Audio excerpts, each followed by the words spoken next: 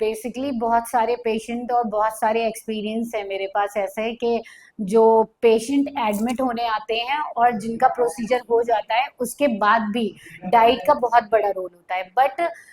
जो भी पेशेंट और पेशेंट के अटेंडेंट हैं उनको ये ध्यान रखना बहुत ज़रूरी होता है, जो वो ध्यान नहीं रखते हैं। पेशेंट है, अगर उसे कार्डियक अरेस्ट आया है, चेस्ट पेन है, तो मैंने बहुत सारे एक्सपीरियंस ऐसे किए हैं कि उनको क्या खाना खाना है, कि उनको डेग का खाना खाना है, बहुत मटन खाना है, बिरयानी खाना है। और बहुत सारे ऐसे भी एक्सपीरियंस हुए हैं कि वो जब मैं गई हूँ विजिट करने तो वो कोरमा रोटी खाते हुए हैं। तो मैं पेशेंट के अटेंडेंट और पेशेंट के लिए ये सजेशन देना चाहूँगी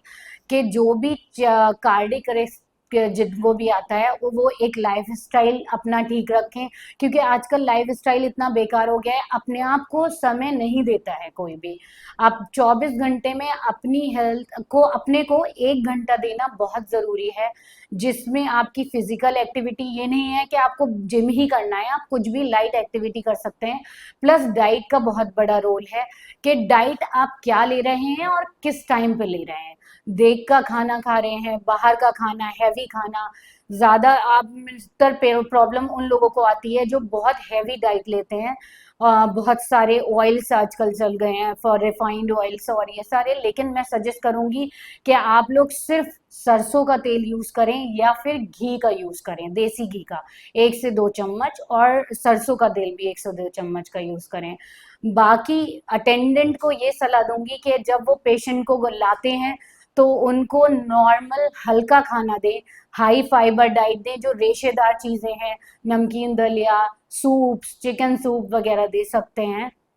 पेशेंट के प्रोसीजर होने के बाद आप 3-4 डेज के बाद उसको एनर्जी दे सकते हैं, जिसमें आजकल हरी सब्जियां आ रही हैं, ग्रीन वेजिटेबल्स हैं, और बहुत सारे जो सूप्स वगैरह हैं, वो फ्रूट्स सारे दे सकते हैं। जूसेस की जगह फ्रूट्स पर ज़्यादा प्रेफरेंस देती हूँ, क्योंकि उनको अगर आप जूस निकालते हैं तो सारी चीज़ें तो निकल जाती हैं, सिर्फ शुगर रहती है। तो मैं प्रेफरेंस देती हूँ कि आप अगर फ्रूट्स लेते हैं तो उसमें ज़्यादा फाइबर वगैरह होता है। और